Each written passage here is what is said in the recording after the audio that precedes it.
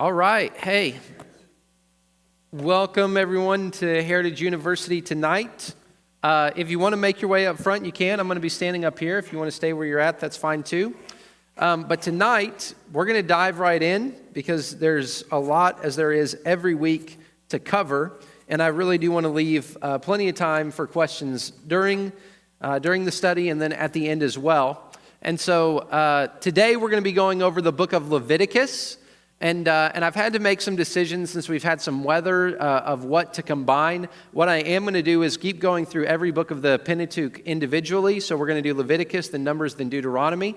Then as we hit some of the historical books, we're going to combine like 1st and 2nd Kings, 1st and 2nd Chronicles, those kind of things. But tonight we're going into Leviticus, and I want to, again, just give us a little bit of a landscape of where we've been through the book of Genesis. We've seen God's creation of the world. We've seen the original design for the world. Everything was created very good, and yet sin very quickly warped and destroyed all that God had intended in the beginning. And so God begins the work of redemption through Abraham and through his family. We see the line of Abraham, Isaac, and Jacob. We see the promise of the seed weaving its way through that. God promises that in the end, the seed of the woman will stomp the head of the serpent. But in the meantime, the promises expand so that he says, through you, Abraham, all the nations of the world will be blessed. Your seed will multiply as great as the stars in the sky, the sand on the seashore. I'm going to give you a place to live, the promised land. And he says, I'm going to be with you through it all. So in Genesis, we see at the foundation of the Torah, at the foundation of the Pentateuch, is the idea of a relationship with God that is based on faith.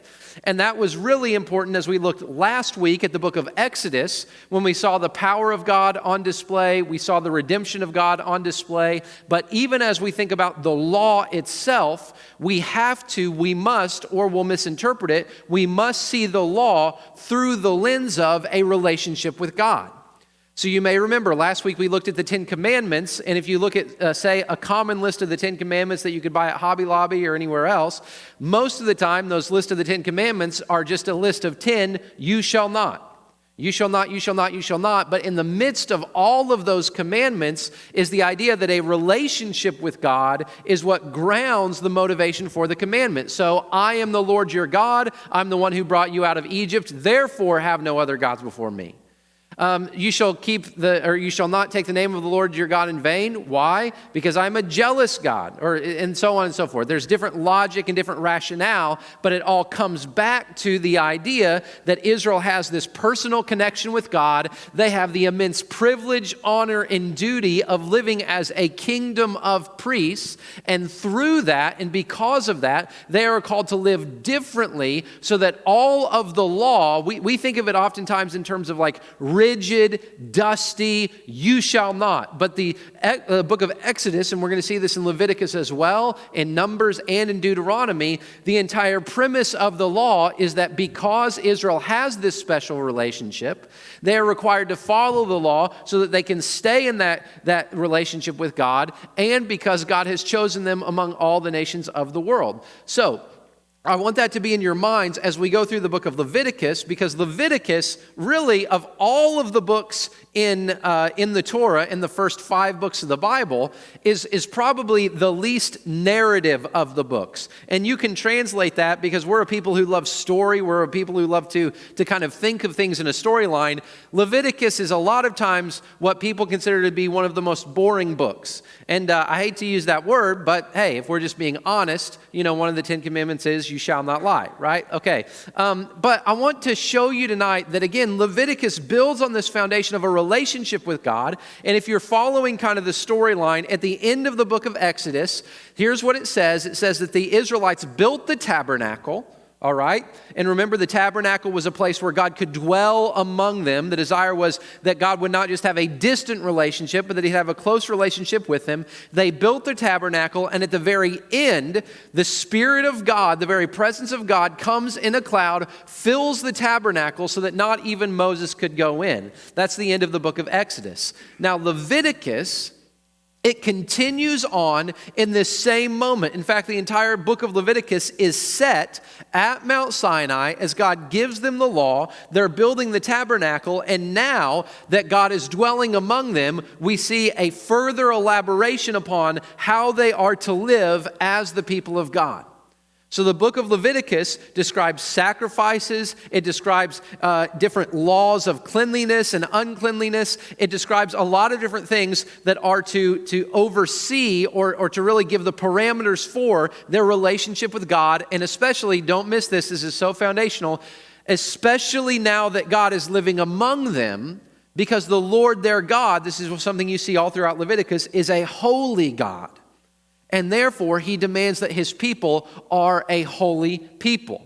Now, like we talked about as we looked at the book of Genesis and as we've seen really throughout the Pentateuch, what God requires, holiness, God also will provide. So we see that, first of all, in the sacrificial system. We're going to talk about the sacrificial system as a whole. We're going to go through the sacrifices individually to determine their significance and to learn about them. As well as God requires not just sacrifice for sin, he also requires the maintenance or maintaining of cleanliness, okay? So sacrifice for sin when you fail, but also parameters for how you are to live in a holy way. All right? So here's a basic content, because my assumption is going to be that probably we don't have like an outline of Leviticus on the tip of our tongue, right? It's probably a little bit more foreign to us than, say, Genesis and Exodus, which is totally fine. In that sense, Leviticus, like I said, isn't a narrative, so it's a little bit more random. Here's basically an outline of the content of Leviticus. So you have the different kinds of sacrifices that are described in the first about 7 chapters of Leviticus. We're going to go over those sacrifices and the significance of them. You also have priestly regulations. So there are certain laws, there are certain regulations that are meant particularly for and specifically for the priests and those who are in the priesthood. Things that priests can do, things that priests can't do, how the priests were originally kind of commissioned and inaugurated and cleansed. We hear that, or we see that in chapters 8 through 10. The cleanness laws, and these are laws of cleanness and uncleanness, we see them in chapters 11 through 15. So there are and this is where it gets really interesting, because some of these laws of cleanliness and uncleanliness, we're like, well, what's going on here? Those occur in chapters 11 through 15. The Day of Atonement, which is incredibly important, occurs in chapter 16. We're going to talk about that. And then you have the Holiness Code, which is a very broad category that encompasses a lot of different kind of random laws, but also a lot of kind of the moral heart of the law comes in chapter 17 through 27, particularly chapter 18 and 19, as we're going to see. So, again, going over it from 30,000-foot view, sacrifices, priestly regulation, cleanness and uncleanness, Day of Atonement, and Holiness Code. All right? That's the contents of Leviticus. And what I want us to do before we jump into the sacrifices is try to kind of break this down and get some mental categories in terms of theme. All right? So here are some different things in Leviticus. Again, covenantal requirements. Remember, God just doesn't have an informal relationship with his people. God has entered a covenant with his people. And this is similar to, but a little bit different than the covenant he made with Abraham. Remember, Abraham, he came to Abraham, he chose Abraham, not because of anything Abraham had done. And he said, Abraham, I am choosing you. And you remember that story where he knocks Abraham literally out cold. Abraham is asleep. God splits an animal in half, basically signifying, may this happen to me. And this is like a crazy thought, but here's the imagery. May this happen to me. God is walking through. This animal is literally killed and split in half. May this happen to me if I don't fulfill my end of the covenant. God made for Abraham an unconditional covenant that he would fulfill. He would do it. But fast forward, the covenant that he makes with Israel is a little bit different. He says to them, you are the children of Abraham. I'm going to fulfill my promises to him through you. But as a nation, you are to live, and we talked about this last week, as a royal priesthood, a holy nation. You are to be my representatives in the world. And if you follow my commandments, I'll bless you. But if you don't, if you live in disobedience, then you are going to reap the rewards of your disobedience. So the entire context of Leviticus is under the umbrella of a covenant requirement or a covenant relationship.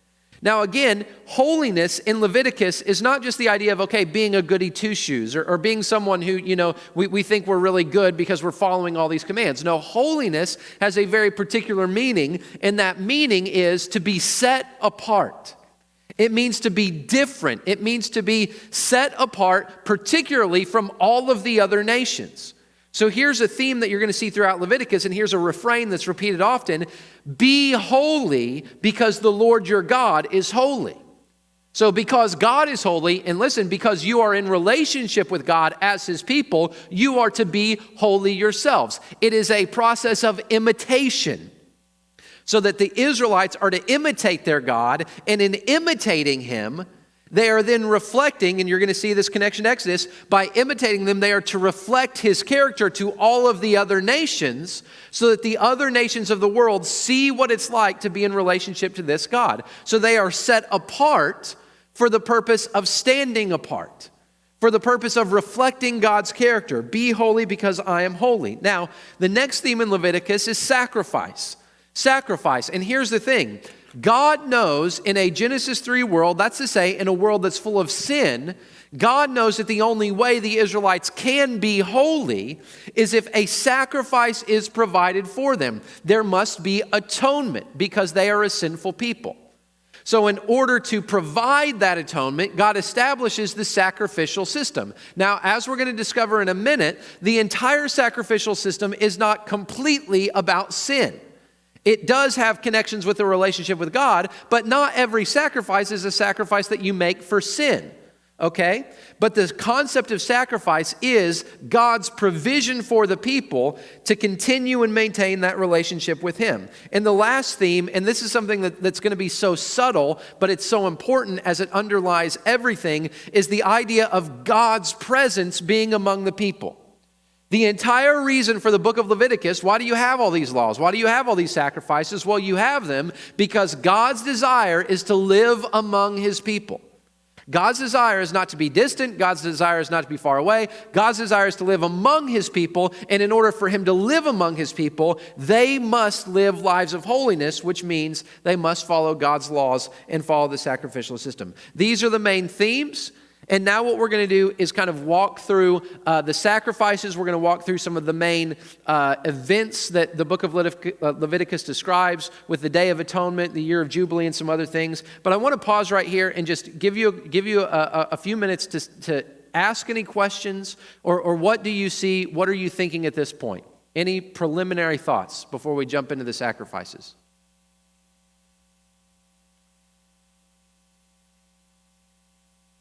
Don't be shy.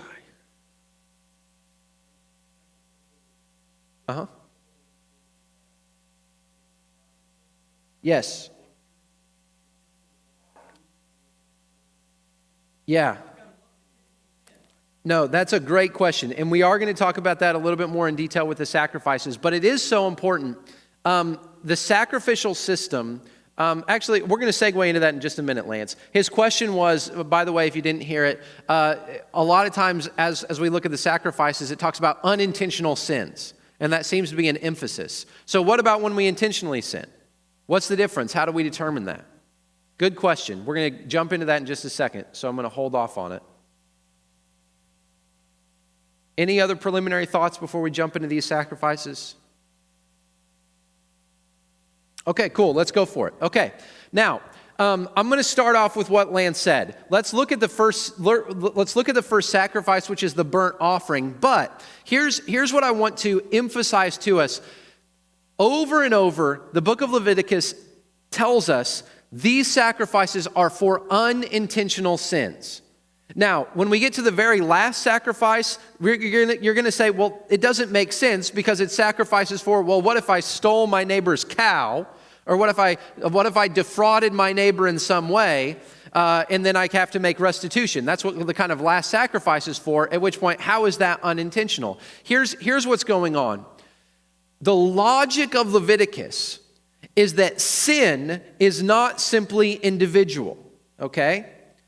I'm going to say that again. The logic of Leviticus is that sin is not merely individual. That is because the nation of Israel related to God corporately, sin did not just impact the individual who committed it, but it impacted everyone around them and the nation as a whole. You are to be a holy people. You're not merely to be a holy person.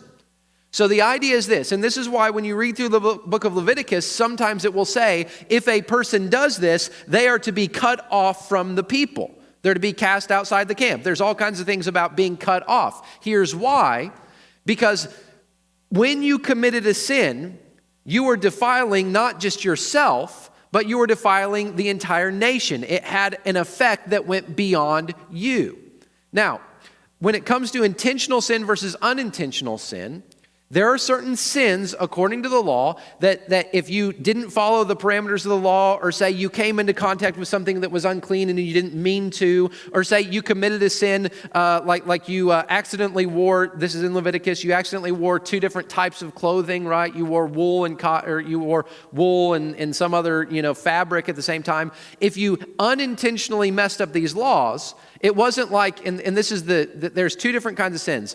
Numbers talks about the second kind. Leviticus talks about the first. Leviticus talks about unintentional sin. Numbers talks about high-handed sin, which is basically a sin of open defiance. Now, here's where the corporate category comes in, okay? A high-handed sin is essentially a sin that says, I don't care what God says, and I don't care that my sin is negatively affecting everyone around me. So a high-handed sin, here would be an example, and this is from Leviticus. A high-handed sin is a sin that says, for instance, a child who blasphemes the name of God. This is a story in Leviticus. A child who blasphemes the name of God and just does it in rebellion against his parents. Guess what? They have essentially said, and don't miss this, they have essentially said, if they intentionally commit the sin, I don't want to be a part of God's holy people anymore.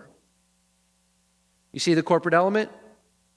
They have said, I don't want to be a part of God's holy people. I don't want to be a part of the covenant community, at which point they have open-handed, and you can compare this kind of with the sin of the blaspheming of the Holy Spirit in the New Testament.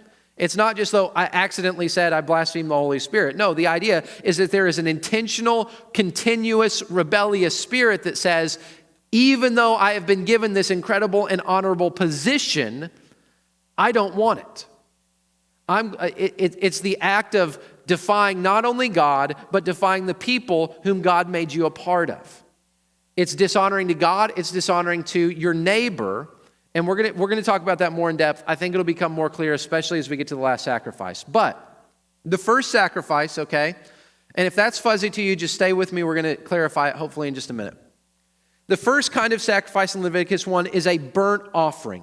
And the burnt offering is something, there are rituals in the different sacrifices, and not every sacrifice is the same, but I gave you Leviticus 1:4 to tell you something about the way the sacrificial system works. Leviticus 1:4 says, the person offering the sacrifice is to lay his hand on the head of the burnt offering so it can be accepted on his behalf to make atonement for him. So the idea is this: you would bring your animal, okay? And there were different animals that you could bring as a burnt offering, depending on how wealthy you were, depending on what you could afford. You could bring it all the way from a bull or an unblemished male, starting with a bull and going all the way down. You would bring your sacrifice. You would put your hand on the sacrifice, and this was a symbol. It was a symbol of solidarity, as in I am represented by this animal. It was also a symbol of transference, that my sin would be transferred in some way to the animal. Now, the burnt offering is also known as a whole offering because the entire animal, you would put your hand on it, you yourself would slaughter the animal, then the entire animal would be placed on the altar and it would be consumed completely. It would go up, literally. The burnt offering would go up, and this was a voluntary offering that was made for atonement. So if you made a sin, or you sinned in some way, you could go and you had to offer a sin offering, but you could also offer a burnt offering. And those are different. We're going to talk about the sin offering in just a minute, but a burnt offering in one sense is like the most basic offering for sin there is. It's something that you could do. It's something that you could bring. You would give it. And again, this was based on your wealth, so it could be different kinds of animals. But one stipulation was that the animal had to be unblemished because you wanted to offer something to God that was completely pure. All right? That's the burnt offering. The next offering all right, is known as the grain or the cereal offering. This is described in Leviticus 2, okay? This is the kind of offering that you can make, and there were various forms. You could bring flour, for instance, in its raw form. You could bring oil in a raw form, or you could literally bake it into cakes. But this is essentially something where you could go to God and you could offer him something as a sacrifice or as an offering that was basically a way of saying, God, you have given me the first fruits, you have provided for me, and as a way of giving back to you, I'm offering this grain offering to show you how grateful I am that you've given me everything that I need. Now, something else you need to know about the Levitical system is that oftentimes the priests would receive a portion of the offering. So you would offer your grain offering to God, say that you just had a bumper crop, it's been really good. You say, I want to just give out of the overflow. I want to give something to God. You would go offer a grain offering, you would offer it to God, and the priests would receive a portion of it. Why? Because the priests, we know, didn't have any land. They couldn't own crops themselves. The priests were dependent on the sacrifices to live. They were literally dependent upon the generosity of the people. Again, the grain or the cereal offering is a voluntary gift. Now, I want to pause right here and just make a note. If you go back to Genesis, and we talked about this maybe when we went through Genesis 1 through 11, some will argue that in Genesis, when Cain and Abel offered their offerings, that God accepted Abel's offering because it was a blood sacrifice, but he didn't accept Cain's offering because it was produce of the land. The problem with that interpretation is what?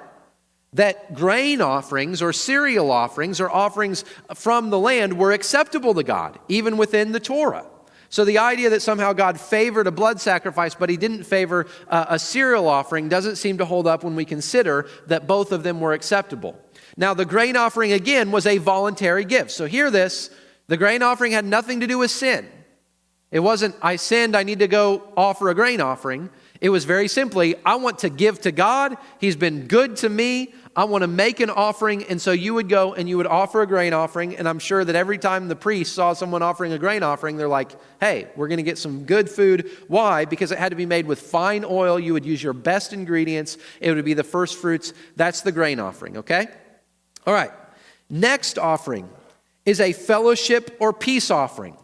We're now back to the realm of animals. Again, with this, an unblemished animal is required. The offerer would place his hand on the head of the animal. Then, and this is the difference between the burnt offering, at the end of this offering, the person who offered it, as well as their family, they could participate in eating the meat that was produced by the sacrifice. So think of it like this, okay? Let's say that you want to offer something to God. You want to offer it as a sign of fellowship with God, and this is also known as a peace offering. You wanted to do it. It was also voluntary. You didn't have to. This, again, doesn't have anything to do with sin, but you would still place your hand on the animal. Why? As an act of solidarity, showing, hey, I still have this relationship with God, and he's still accepting me into his presence. You would then slaughter the animal, but you would enjoy and you would feast on the meat that the animal then provided for you. So the Levites would get a portion, which the Levites represent God in this equation, so that's where the fellowship aspect comes from. But then you could also enjoy the portion, and there are different laws about what you have to eat and when you have to eat it. But this was essentially an act of fellowship where you would go and you would enjoy your relationship with God. You could feed your family. In fact, sometimes people would offer this sacrifice when they had fulfilled a vow or when they were doing a free will offering, or there were some different types of Thanksgiving offering. This was just a way that a person could go to God and say, God, I haven't sinned, but God, I want to do something for you, and I want to literally celebrate your goodness with my family. I'm offering this, and now we're enjoying the sacrifice. Voluntary, doesn't have anything to do with sin. All right? Now, we're about to get to a different kind of offering, okay? The sin offering, which I mentioned before, okay?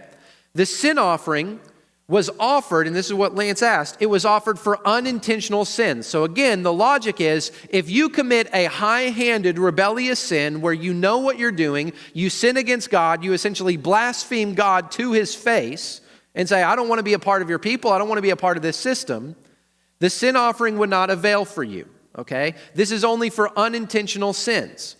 But you would offer an unblemished animal, Okay, and there were different stipulations. There were different elements of this that the elders would have to offer for the congregation. The elders would literally come put their hands on the animal. The king would have a different burnt offering or sin offering that he would have to offer. But a common person would have even yet a different sin offering. So again, it ranges. Like the bull would be kind of the most expensive, the most important animal. I believe it's the king who offers a goat, and then you could offer a lamb, or there were different provisions if you were poorer, okay, for the sin offering. But a sin offering was to be an atonement for sin, as well as to offer you an opportunity to be purified if you were ritually unclean.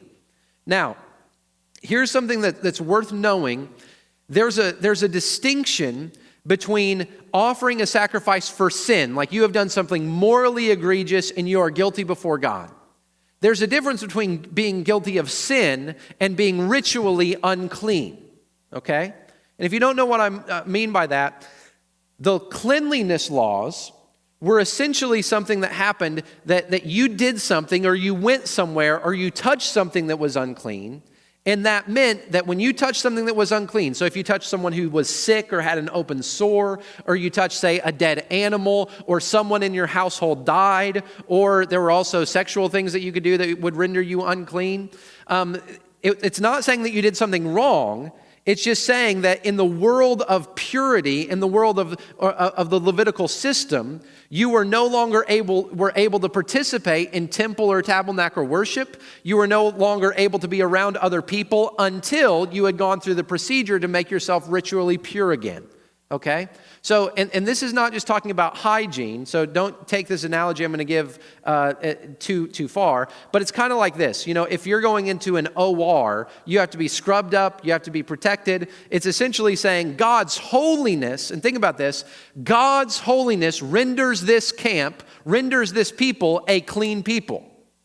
So if you do something that makes you unholy, don't think immoral. Unholiness is well beyond morality. If you do something that makes you unclean, because again, this is the corporate mentality, because you are a part of the people of God, you have to do something, you have to offer a sacrifice to make yourself clean so that you can now enjoy the presence of God and live among your people.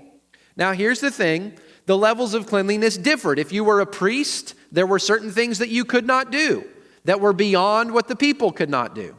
If you were the high priest, this really stunk. In some ways, I mean, you were the high priest, so it was an incredible privilege. But if you were the high priest, for instance, even if one of your family members died, guess what? You don't get to go to the funeral. Why? Because if you go to the funeral, you're in the presence of a dead body, that would render you unclean. So depending on what level of holiness was required for what you did, there were certain stipulations that you could or could not do. Now, just pause here for a minute, because this is so important to how the New Testament operates, okay? You cannot understand the New Testament unless you understand the cleanliness and uncleanliness system. My favorite example of this in the New Testament, and you've heard this before, is anyone who was leprous, anyone who had a skin disease, they were basically perpetually unclean. And here's what the law dictates. If you were a leper, you literally had to separate yourself from the people. You had to live outside of the camp. And if anyone got close to you, you had to literally yell out loud, leper, leper, leper, as in, no one come close to me. I'm unclean. I'm unclean. Don't touch me. Get away from me. You had to yell that. Now, think of the story then, and think of the impact of a leper who runs up to Jesus, falls at his feet, at which point most people would have been like, get away from the leper. He's going to make me unclean. He's going to make me unclean. But what did Jesus do? After the leper said, Jesus, if you're willing, you can make me clean. Jesus did the unthinkable. He bent down and he touched the leper. Now everyone knew. In that moment, anyone else touches that leper, they become unclean as well. They have to go offer a sin offering to receive purity again. But Jesus is so holy that he reverses it. Anyone else touches someone who's unclean, they become unclean. But Jesus is the source of holiness. Therefore, what he touches doesn't render him unclean, it renders that person clean. He is the sin offering that, by his own authority, can cleanse whomever he wants. So you see this as you think about the sin offering, you could offer a sin offering for sin, but it also goes beyond sin to the realm of clean and unclean, and this was a required offering. If you committed sin, you had to give this offering in order to be cleansed and in order to re-enter normal life with the community, all right? Last sacrifice we're going to talk about is the guilt offering. Now, this is very interesting because up to this point, all of the offerings, they have the background of the corporate element, but they have really in the foreground your personal relationship with God. You can offer God a burnt offering for sin. You can offer God a cereal offering. You can offer God a fellowship offering. You can offer God a sin offering, but it has everything to do with your relationship with God, okay? And whether or not you maintain that right relationship. The guilt offering is a little bit different. The guilt offering has to do with your relationship with God and your relationship with your fellow Israelites. Okay? So the guilt offering is a type of sin offering, but it focuses on reconciliation and restitution. So here's where it's a little bit odd, but I think you'll be able to understand.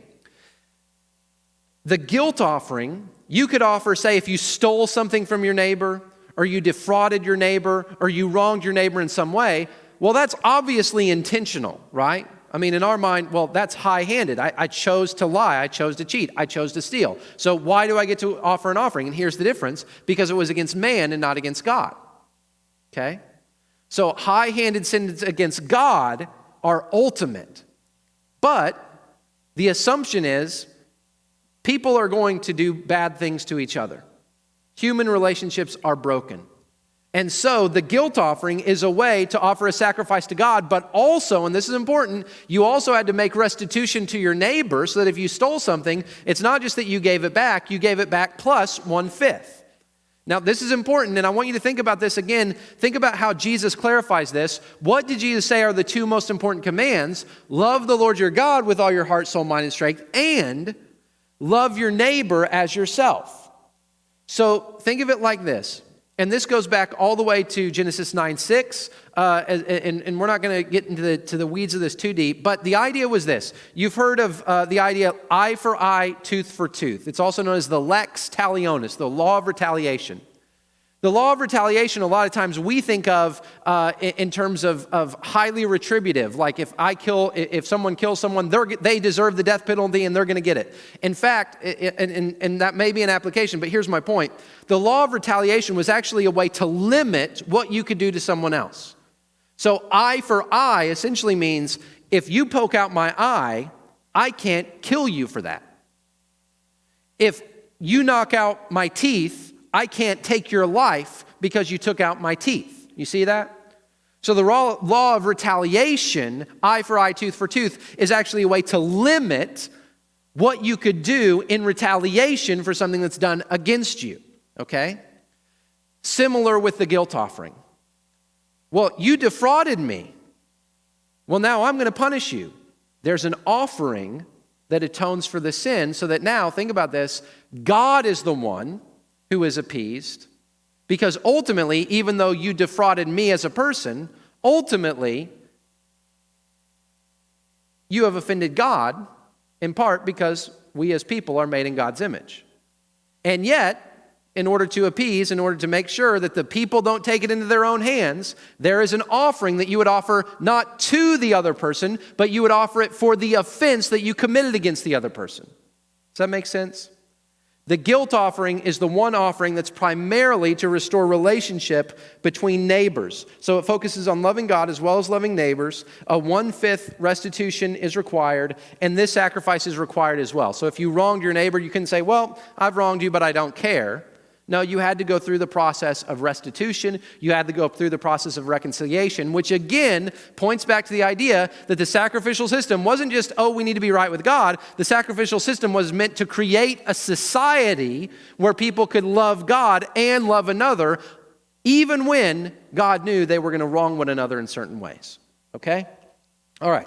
So why sacrifice? I want us to just think, again, zoom out. So those are the 5 different sacrifices that are described in Leviticus. But I want us to zoom out and ask, why sacrifice at all? Like, this seems like a kind of an odd way for God to relate to humanity. And some people will say this, why does God require blood? Like, why does God require sacrifice? Can't he just forgive without sacrifice? And isn't he sovereign after all? If he's sovereign, can't he just say, all right, I forgive you? Well, here's the logic of sacrifice that we see in Leviticus. And this comes, I didn't cite this. I think it's Leviticus 14. I'll look this up real quick before I read it, because I want you to get the right text here. No, it's not Leviticus 14. Someone can Google that and then tell me the reference, all right? So I don't waste a bunch of time. But this is from Leviticus itself, okay? For the life of the creature is in the blood, and I have appointed it to you to make atonement on the altar for your lives, since it is the lifeblood that makes the atonement. Here's the way that the Israelites thought about blood. And this is because God told them to think this way. They believed that the life, the source of life, was in the blood.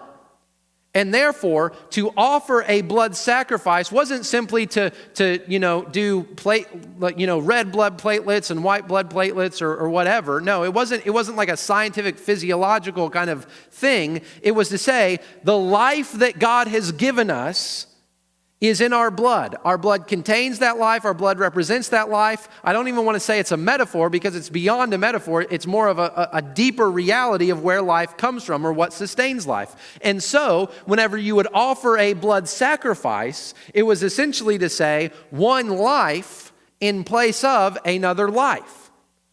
The life is in the blood, and therefore blood was necessary. Why? Because if I've sinned, I have forfeited my life. I have forfeited my right to live. God is the creator. God is the sustainer. I have no right to be here.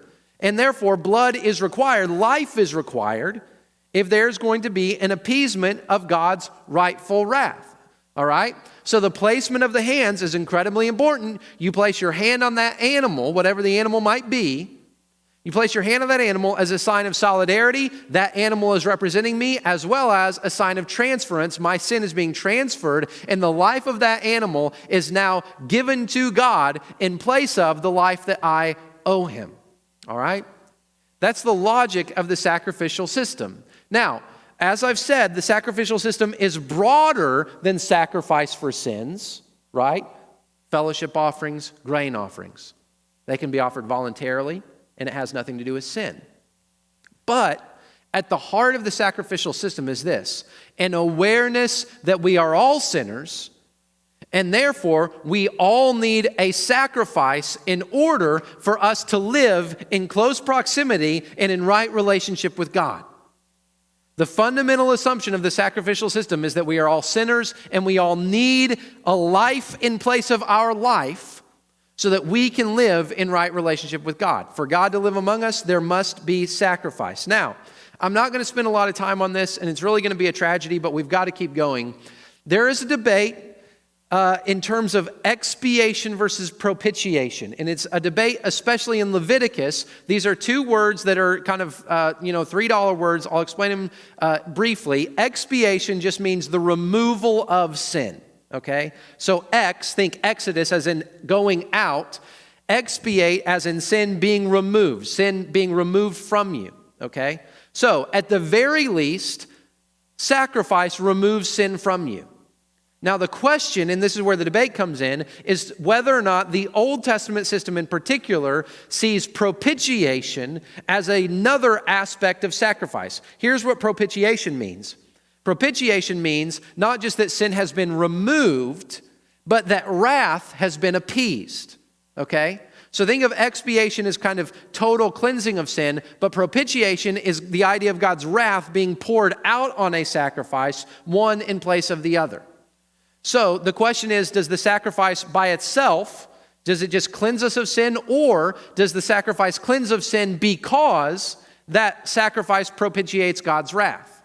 Some people who want to kind of remove God's wrath or remove God's anger from the situation, they will affirm expiation, but they will deny propitiation, okay? They will say that merely God is looking for a way to cleanse us. God is not looking for a way for his wrath to be appeased. At which point I would argue that the entire assumption of sacrifice is not merely that we need to be cleansed, but it's that God's righteousness must be maintained. And this is obviously going to play a huge role in the New Testament and the way that we understand the sacrifice of Christ. But I just want to let you know that this is a matter of contention in terms of understanding the Old Testament system, how we are to understand the way that God's wrath is averted and the way that we are forgiven. All right? We can talk about it during Q&A in just a few minutes if we have time. Yes? Chapter 17, verse 11. Thank you. Chapter 17, verse 11 on the previous slide. Okay. All right. So we're going to go through very quickly some of the major events of Leviticus, and some of these will be familiar to you, but every single one of them goes back to the idea of the holiness of God and the necessity, don't miss this, the danger of not recognizing and living in light of God's holiness. So this first story is about two boys, or two young men, two priests, sons of Aaron, named Nadab and Abihu, okay? They were priests. They were priests who were in the high priestly family. But here's what the Bible says in Leviticus 10. They offered unauthorized or strange fire. We don't know exactly what this was. We don't know if they intentionally did it and just kind of said, well, these laws really aren't that important. God's really not that much of a stickler on how we do it. We're going to just do it our own way. We don't know if it was kind of high-handed. We don't know if it was a mistake. But here's what we know, that their lax attitude or the offering of the strange fire ultimately cost them their lives. They offered strange fire, and what does it say? That God's fire literally came down and consumed them. Now, we might look at this, and this is one of those passages that's like, God, did you really have to be so kind of like, it almost seems like vindictive. You barely did something wrong, and I'm going to consume you. But listen, that's not the point. The point is that God's holiness cannot be changed. When we think of God's holiness, God can't turn His holiness on and off like a light. God is holy. And again, this comes back to the idea.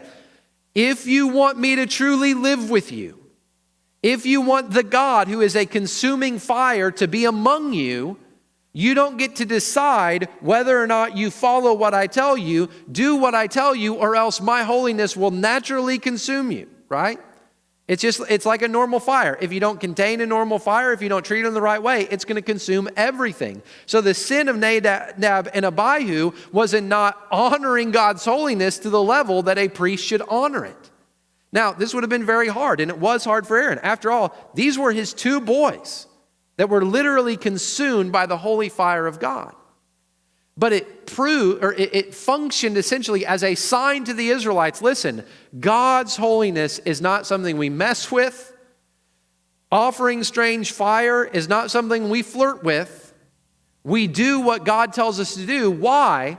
Because God has told us how He wants us to live. And ultimately, and I want you to connect this dot, obeying God's direction is the ultimate evidence of our faith and the right position of our relationship with God.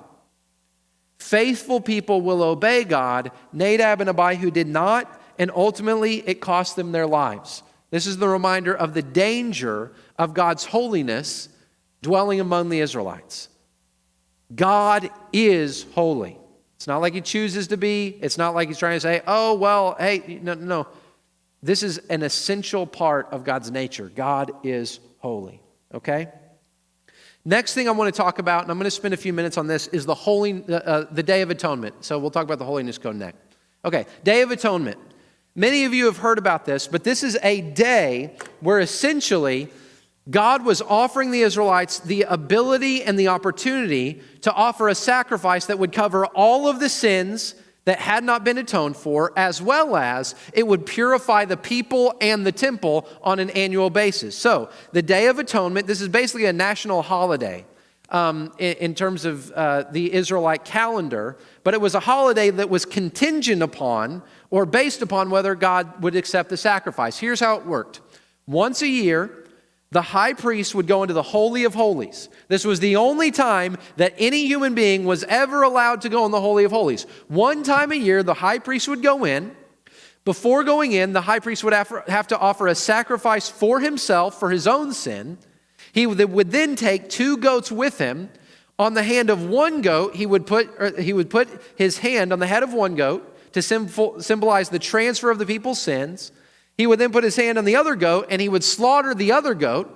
He would use the blood of the goat to sprinkle the Holy of Holies. But the second goat, this is where we get the term scapegoat. The second goat, they would literally send out of the camp as a symbol of getting rid of all sin from the camp and letting the scapegoat go. All right? So, the high priest sacrificed for himself. He's now pure. He offers a sacrifice for all the people, purifies the temple, cleanses them of all the unintentional sins they committed. But the goat itself, the scapegoat, has to go outside of the camp. And this is important, the carcasses of those sacrifices that had been made, the bull for the high priest and the goat for the people, those bodies had to be burned outside of the camp as well. Now, go back to the burnt offering. You remember that? The burnt offering, they would offer it on the altar. But these bodies had to be sacrificed outside of the city. Why? Because they were, in that sense, the living embodiment of the people's sin. Okay? This is the Day of Atonement. This is important, and this is incredibly powerful. And I want to draw the connection. Those animals were burned outside of the city because they were deemed to be unholy. Their bodies were rejected. They were, as I said, the living embodiment of sin. The book of Hebrews picks up on this. Here's what the book of Hebrews says in chapter 13. It says that Jesus was intentionally murdered, killed, and sacrificed where? Not inside the city of Jerusalem, but outside the city of Jerusalem. And the author of Hebrews says that is intentional. Why? Because Jesus is what? The living embodiment of the payment that we owe to God. He was literally the sin offering that purified the people, as well as the temple itself. He was the offering of God. He was, as it says in 2 Corinthians, he who knew no sin became sin for us that we might be the righteousness of God. And what does it say in the book of Hebrews? Listen, don't live for the applause of men. Don't live for don't live for the approval in the book of Hebrews of all those who still maintain the sacrificial system. No, it says, just like Jesus was sacrificed outside the city, so we go to him. We go outside the city to him. In other words, we bear the shame, we bear the reproach, we bear it as a badge of honor that we would be crucified, persecuted, killed outside of the city. Why? Because we don't have a city in this world. We have a city whose builder and foundation is God. I wish we had more time to talk about it. But again, we can't understand the New Testament unless we understand the Day of Atonement, which would again atone for all the sins that hadn't been confessed. Very quickly, we're going to fly through these so we leave time for questions, okay? The Holiness Code. This is so good. This is so good and so important. Whenever we think of the law, again, a lot of times we think of it completely wrong. We divorce it from relationship, but Leviticus 18 and 19 especially remind us that at the heart of the law isn't just ritual. At the heart of the law is morality, and at the beating heart of the law is love. Okay, let me just give you a few examples. The Holiness Code emphasizes imitation. Now, why do we imitate God? Well, it goes all the way back to Genesis 1, where we're described as those made in the image of God, as royal sons and daughters. So we imitate God. Why? Because we were created to be royal sons and daughters. And what do sons and daughters do? They imitate or they reflect their parents, right? Some of you imitate your parents a whole lot, right? I'm the same way. I've got the DNA of my dad, okay? But be holy because I am holy is a principle of imitation. We have a relationship with God. He has brought him, or he has condescended, come down to have a relationship with us. So we imitate him. This is the heart of it. But listen, love for your neighbor is emphasized. You can read it in Leviticus 19:18. You are supposed to, it says, and I quote, love your neighbor as yourself. So when Jesus says the two greatest commands are love the Lord your God, Deuteronomy 6, and love your neighbor as yourself, it's not like he pulled that out of a hat. Jesus is saying this is exactly what's at the beating heart of the law the whole time. You are to love your neighbor.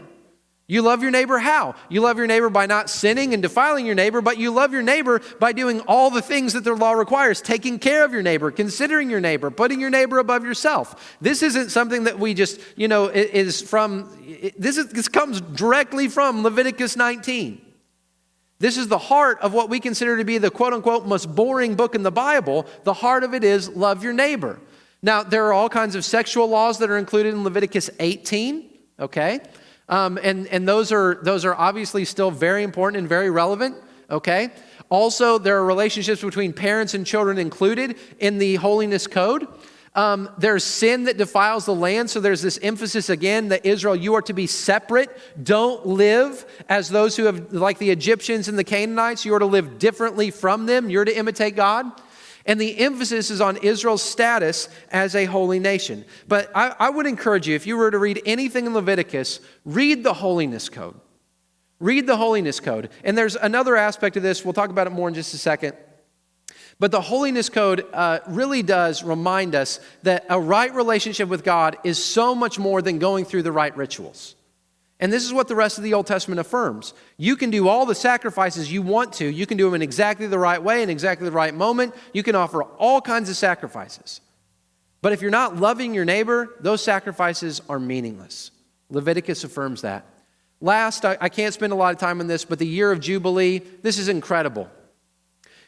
The system set up in Leviticus is this. Every 7 years, and these were primarily agricultural people, they would grow crops. Every 7th year, you would have to let your land rest. It would lie fallow.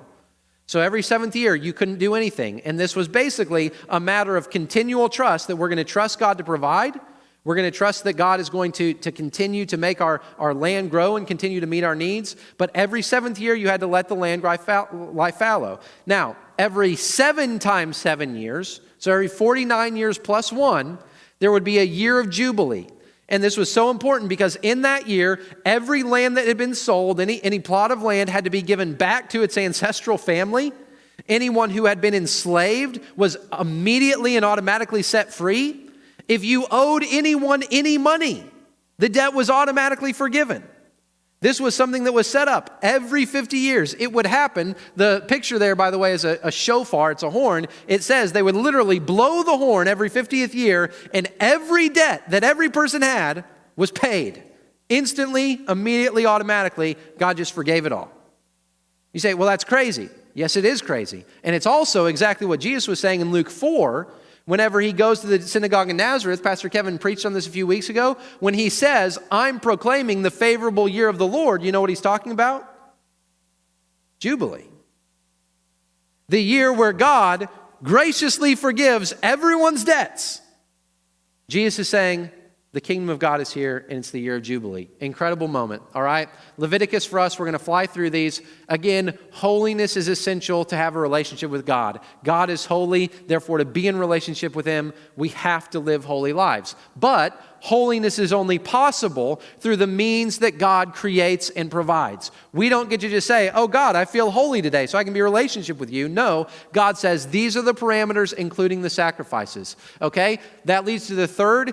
God, and don't miss this, God was programming His people to think in terms of sacrifice. Why? Because God knew He was preparing His people and He was preparing the rest of the world to know the only way to have a relationship with me is if someone's lifeblood is given. Now, the question is, does God truly allow the blood of goats and bulls to atone for the sins of humans? Hebrews says no. It had to be a human. It had to be a perfect sacrifice, which of course points us forward to Christ. Fourth one, Israelite society was designed to favor and protect the poor. Remember, the poor were not excluded from sacrifice because they couldn't afford a lamb, a goat, or a bull, or whatever. In fact, you read the holiness code, there are many laws that are meant to protect the poor. For instance, you weren't allowed to plow the outside of your field. If you were growing crops, you had to leave it untended, and you had to leave that food for the poor, okay? Ultimately, as we think about Leviticus, and this is where it just gets amazing, we can talk about this for our Q&A, Jesus is the ultimate sacrifice that brings forgiveness, sin offering, burnt offering, peace, fellowship offering. We celebrate in relationship with God, as well as fellowship. So Jesus fulfills not just the sacrifices for sin, He fulfills all of it, so that now we get to enjoy a relationship with God rather than living in fear. Jesus died once for all sin, at which point, once you've offered the sacrifice of Christ Himself, or once He's offered it, there's no need for the sacrificial system to exist anymore. This is the argument of the book of Hebrews. And this is where the book of Hebrews shows systematically how Jesus' sacrifice is greater than all of the sacrifices we see in the book of Leviticus and beyond. All right? At this point, it's time for questions, and then I'm going to offer a final word in just a few minutes. Any questions or thoughts? I know that's a ton of material. I know it's a lot, but any thoughts, any questions?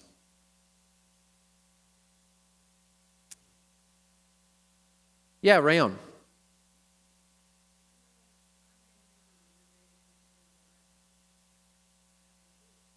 Okay.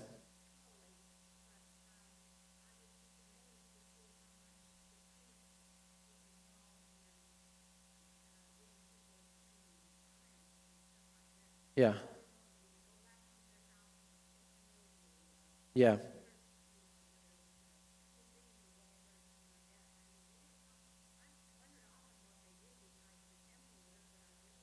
Yeah.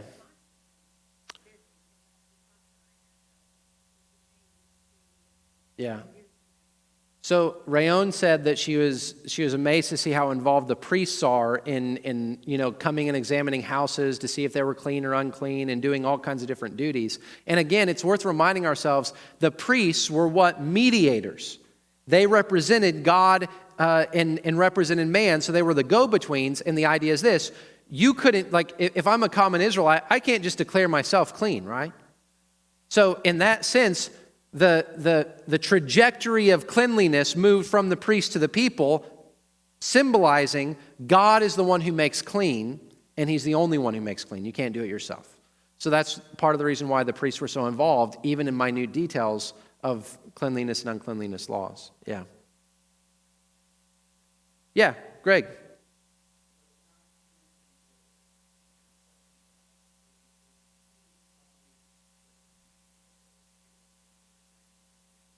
Yeah.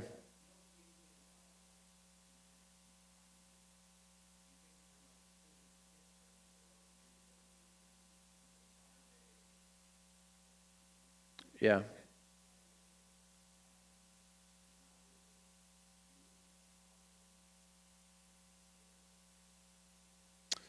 That's really interesting. And if you didn't hear it, Greg basically said there's a restitution system. So how does that interact with the idea of confining people? You pay your debt to society. We use that language by doing time. How do we think about that? Honestly, that's a really good question. I mean, and I think, when we think about prison, okay, prison is not an unfamiliar category even in the Torah, right? Joseph was thrown into prison. There were, in later laws, there were places of refuge for people who were accused of different things.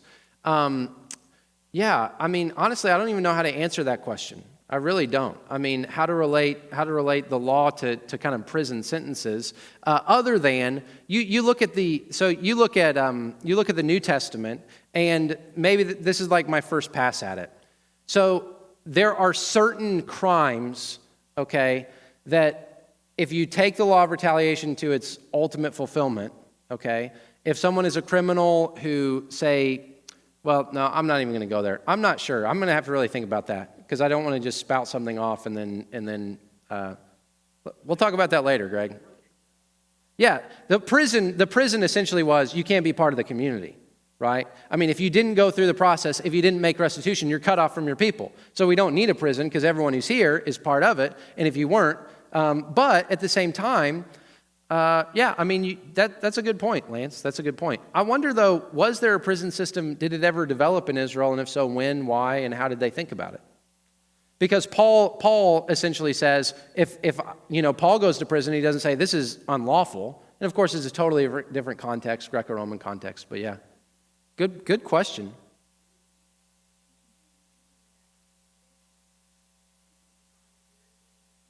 Mm-hmm.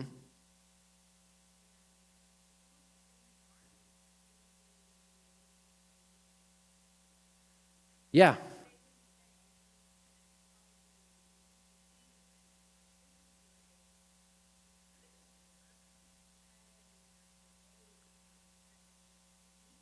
Yes. Yeah. And I think that's very insightful. And here's why. You do see basically a one-to-one parallel. In the Garden of Eden, humans got to live in the presence of God, but they had to follow rules Don't eat from the tree of the knowledge of good and evil, okay? They had to follow rules that would maintain their holiness. What happens when Adam and Eve sin? They lose their glory, they lose their innocence. In one sense, they're unholy, which is why they can't live in God's presence. It's the same thing, but to a greater degree. What's the big difference? Adam and Eve were sinless. The people of Israel are not even close to sinless. And so there's a greater degree of severity, it's a greater degree of specificity in the sacrificial system. And here's what you see over and over again in the law. It's true in Exodus. Every time the Israelites sin miserably, God gives them more laws. The book of Romans says that's so that sin can be seen as utterly sinful. But yeah, it's absolutely true. The more unholy you are, the more laws you need to live with a holy God. But it is very similar. They're not unholy at all. They still have to live with a holy God in Genesis 1, 2, and 3. But now these unholy people have to live with a holy God. More complicated system. Yeah. Maybe time for one more. And we can always stay after and talk. Yeah, Phil.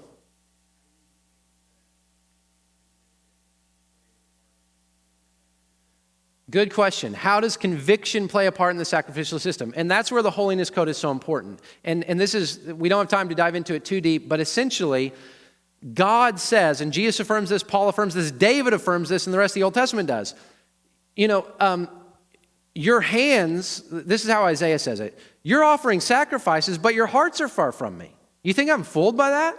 Is essentially what God says. The underlying assumption here is not just you do the ritual, but you do the ritual with the right heart. It's not, I'm going to go sin all I want to, and then I'm just going to offer a sacrifice, I'm going to be fine. No, the assumption is that sin offering has repentance at its core, right? The assumption is that my heart is in the right place, and God says to his people throughout, you're offering sacrifices to me, but you're offering sacrifices to these other gods.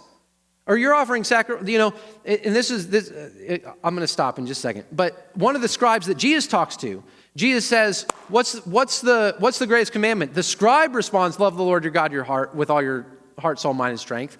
At which point Jesus says, you've responded rightly. And the scribe says, yes, to love God and love your neighbor is greater than all of the sacrifices. And Jesus says to that scribe, you're not far from the kingdom of God. The New Testament points back, and the Old Testament affirms this, but the New Testament points back to the heart and says, listen, you can do the ritual all day long, but if your heart's not in it, God's not fooled. And the idea was never you just do the ritual and you go along your merry way. The idea was, do you love me? Do you love me? And if you love me, does the love lead to sorrow and true repentance that the sacrifice is a symbol of? All right, we're out of time, so you guys are out. And we'll hit it again next week as we hit Numbers. I'm going to stick around, so I'd love to talk to you more.